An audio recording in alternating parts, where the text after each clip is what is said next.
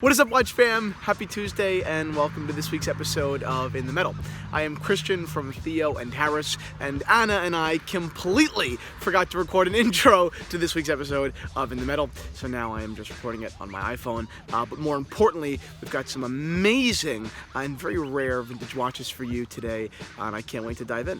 So let's do it.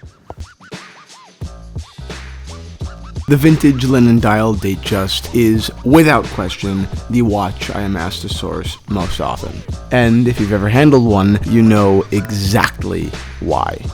It's the way each fine little metallic fiber catches and plays with the different lights. It's an endlessly interesting pattern. Something that no brand, at least in my opinion, has been able to execute as well as Rolex.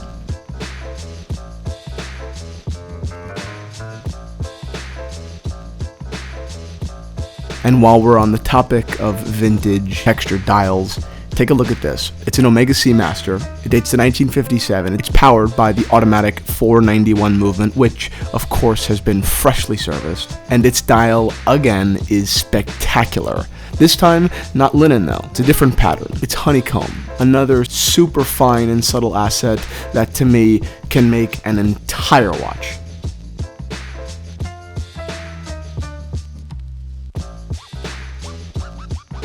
Let's end with something a little bit different. It's an homage watch from Mido, and it is one of the best homages I have ever held. It is, of course, inspired directly by Rolex's Day-Date in white gold, but because it's thinner and just a little bit larger, its presence is radically different. It's more sleek and modern, and frankly, it's more approachable. I mean, they knocked it out of the park with the construction of that bracelet. Tremendous bang for buck on this one. Tremendous bang for buck.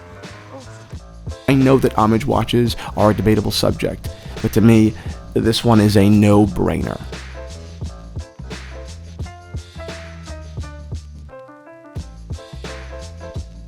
I couldn't be more proud but to be officially offering these three wonderful vintage watches into the watch shop at theoandharris.com. So head on over and check them out. Too bad it's fake. DVD watch. It's so not though. Can you it's really play good. with it, please?